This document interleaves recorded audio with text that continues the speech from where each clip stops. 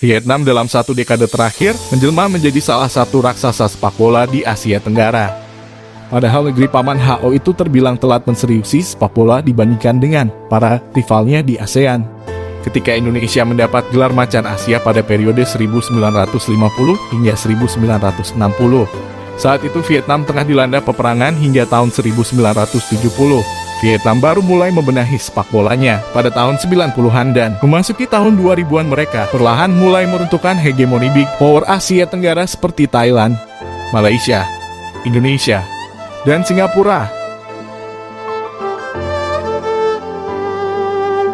Meski Vietnam hingga tahun 1970-an dilanda perang yang tak kunjung usai, olahraga sepak bola sebetulnya sudah ada terlebih dahulu di sana dibandingkan negara-negara lain di ASEAN.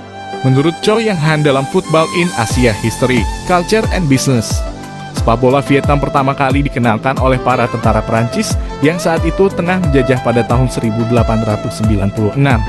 Namun karena adanya perang dan dianggap sebagai olahraga kaum marginal, sepak bola Vietnam tidak seberkembang negara lain waktu itu.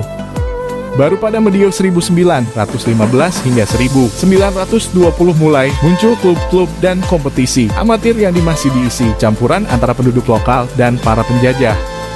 Singkat cerita, karena perang terus berkecamuk, pada medio 1950-an sepak bola Vietnam justru terpecah menjadi dua, yakni Vietnam Utara dan Selatan, dan baru menyatu lagi pada tahun 1976. Baru tahun 1989, pemerintah negeri Naga Biru menaruh perhatian khusus pada sepak bola. Namun saat itu pemerintah di sana melarang keterlibatan asing pada sepak bola, baik itu pemain, staf maupun pelatih.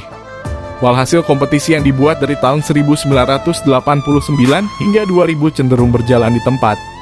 Liganya dipenuhi skandal dan timnasnya pun saat itu menjadi bulan-bulanan Big Four Asia Tenggara. Sadar akan hal tersebut, pemerintah mulai membolehkan keterlibatan asing pada sepak bola pada tahun 2000, dan puncaknya terjadi pada tahun 2007 di mana KFF Federasi Sepak Bola Vietnam menggandeng Arsenal dan JMK Academy dari Prancis untuk membuat semacam pusat pelatihan bagi talenta terbaik dan membantu mereformasi sepak bola Vietnam. Datangnya pihak asing ternyata membantu Vietnam menemukan karakter bermain sesuai dengan karakter warga Vietnam yang terkenal gesit, ulet, kuat dan penuh determinasi. Selain itu, faktor sejarah sepak bola yang bermula dari kalangan marginal dan militer tentu juga punya andil besar pada gaya main para pemain bola Vietnam hingga saat ini.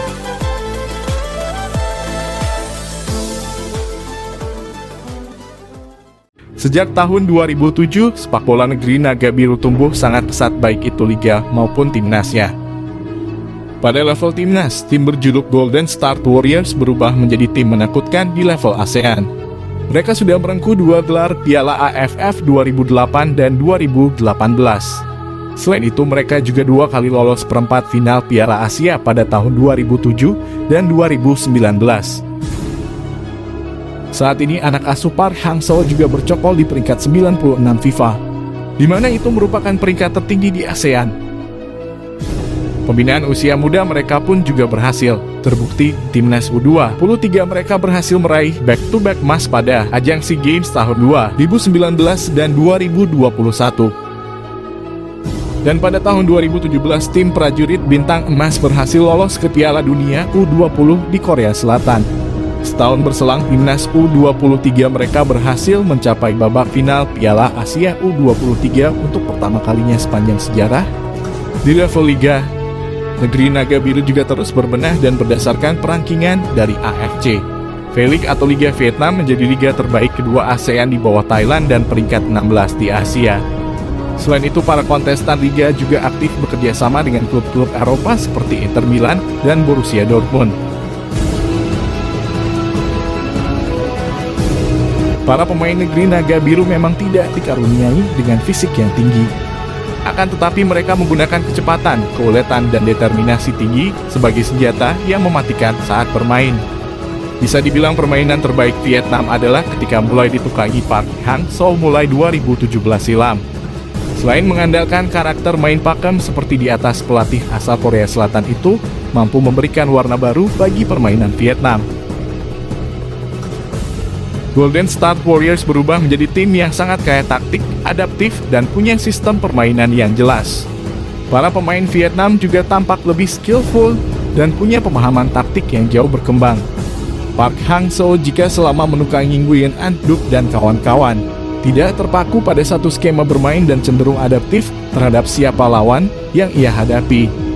Ia terkadang memakai 4-3-3, 5-3-2, 5-4-1, dan juga 3-4-3. Jika menghadapi lawan yang punya kesulitan cukup tinggi seperti Jepang, mereka cenderung bermain bertahan dengan skema 5-3-2 atau 5-4-1 dan mengandalkan counter attack. Berbeda saat menghadapi dengan level setara atau di bawah mereka. Park Hang-seo cenderung bermain pressing tinggi, transisi cepat dan penguasaan bola dengan skema 3-4-3 atau 4-3-3. Satu hal lain yang sangat menonjol dari Vietnam era Park Hang-seo adalah tim ini punya pertahanan yang kokoh sehingga sangat sulit dijebol gawangnya. Kekalahan terbesar Vietnam dari laga resmi terjadi pada tahun 2015 silam saat kalah 3-0 dari Thailand. Dan sejak itu Golden Star Warriors tidak pernah kalah dengan selisih lebih dari 2 gol.